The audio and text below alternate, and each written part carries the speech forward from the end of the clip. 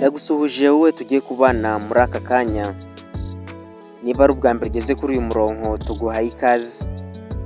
Ukande subscribe, ufungure inzogera kugira ngo utajya ucikwa n'ibyiza tubagezaho umunsi ku wundi. Nawe dusanzwe tubana turagusuhuje cyane kuko uri uw'agaciro gakomeye cyane. Nk'ibisanzwe rero uyu ni wa mwanya wacu mwiza wahariwe kukugezaho ubusobanuro bw'amazina.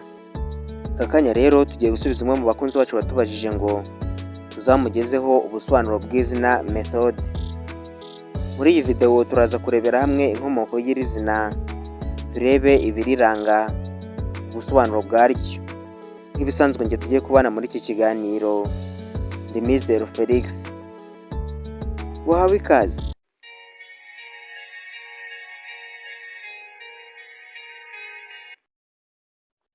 Izina methode rifite inkomoko mu rurimi rw'Igifaransa, rikomoka ku ijambo méthode risobanura uburyo bwateguwe neza cyangwa gukora ibintu mu buryo bufite gahunda.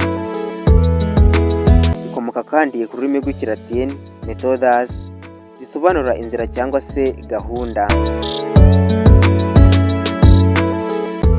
Dore rero ibisobanuro by'izina methode. Uwitwa methode ni umuntu w'inzozi ziteguye neza kandi ubigeraho abicishije mu bushobozi n'imigambi irambuye.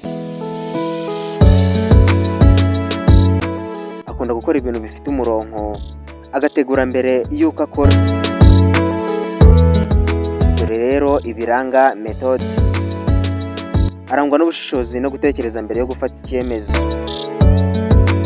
Akunda gukorana umurongo n'ubunyamwuga, ntajya ahubuka, urashaka gukosora no kunoza ibyo akora. Ni inyangamugayo kandi arizerwa cyane. Afite intego ndende kandi ahora atekereza icyiza imbere mu buzima. Dore rero ibyo methode akunda. Akunda gahunda isobanutse, umutekano no gukorera ku ntego.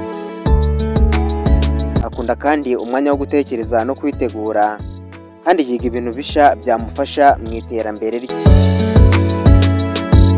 Dore rero ibyo methode yanga.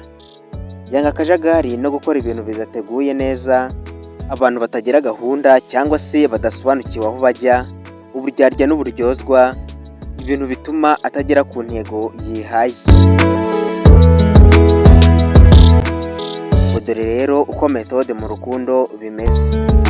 Methode ni umuntu wizera urukundo rw'ukuri kandi rushira mu gaciro.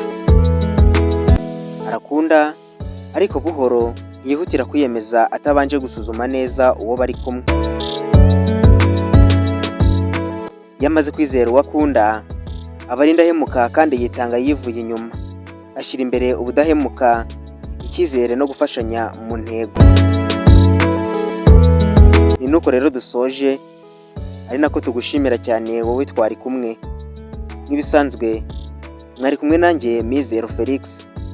Mukomeze kugira ibihe byiza, turabakunda, Imana ibarinde.